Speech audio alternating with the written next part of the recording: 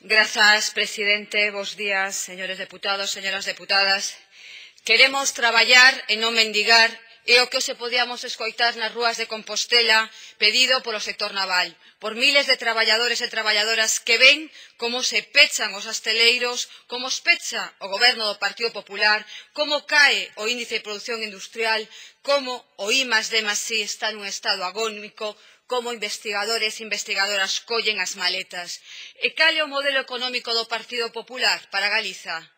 Permitir minas a ceo aberto. Ese é o modelo que ten o Partido Popular. A semana pasada comprobamos na Comisión Sexta como o Partido Popular votaba en contra dunha proposición non de lei do Bloque Nacionalista Galego para parar o nocivo proxecto de Porcoesto. Hoxe volvemos a falar de minería a ceo aberto. Hoxe na Serra do Galiñeiro.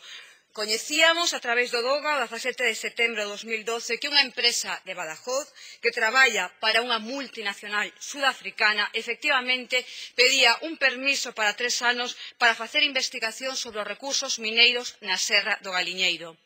Serra que xa está neste momento en perigo. Serra que neste momento ten a toda a cidadanía detrás dun manifesto cidadán pola defensa da Serra do Galiñeiro. Serra que seguramente sabrán, señores deputados e deputadas, que é un dos espazos montañosos atlánticos próximos ao litoral con maior interese ambiental do sur de Galiza, como xa foi exposto por cuestións ambientais, por cuestións culturais, por cuestións de patrimonio e por cuestións sociais. Nos engadimos unha emenda que pide que se retire a autorización administrativa que fixo o goberno do Partido Popular para a execución dun parque eólico e para declarar de interese público a Serra do Galiñeiro,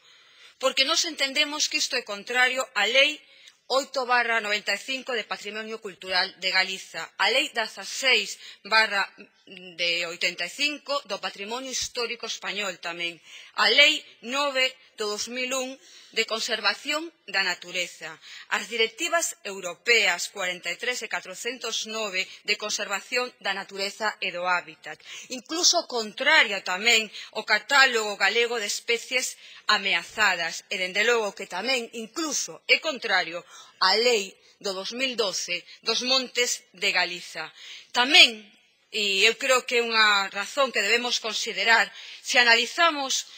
todos os concellos afectados por o que sería esta mina a ceo aberto e tamén polo parque eólico, podemos contrastar como na normativa que todos os concellos teñen, tanto o Concello de Vigo como o Concello de Gondomar, como o Concello de Mos, como o Concello de Porriño, recollen nos seus plans urbanísticos que a Serra do Galiñeiro é protección especial de espazos naturais. Por lo tanto, algo que xa está recorrido en todos os concellos, eu creo que debemos telo como un argumento presente para incluir a Serra do Galiñeiro na rede Natura 2000 e, efectivamente, como unha extensión do Monte Aloia que ten durante fai moitos anos recoñecido esta categoría e evitar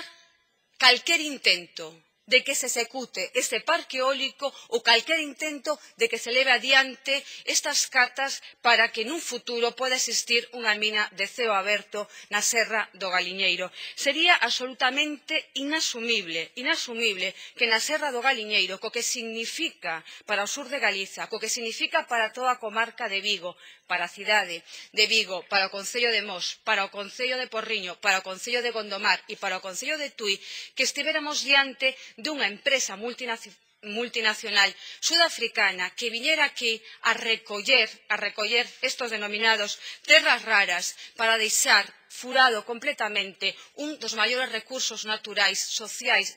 paisaxísticos e culturais que temos. Efectivamente, aínda hoxe na Serra do Galiñeiro temos moito patrimonio cultural e moito patrimonio arqueolóxico que todavía non está ni tan sequera datado. A día de hoxe temos pendente de que a Consellería de Cultura tramitación a unha proposición non de lei da anterior legislatura onde, foi destruído o patrimonio arqueolóxico e a Consellería de Cultura non fixo nada. Estamos diante, efectivamente, dun problema moi importante, que o Partido Popular aposta por pechar asteleiros e furar todos os montes galegos para que o ouro reluza en Canadá e os materiais raros reluzan, desgraciadamente, na empresa militar dunha multinacional sudafricana. Nada máis e moitas grazas.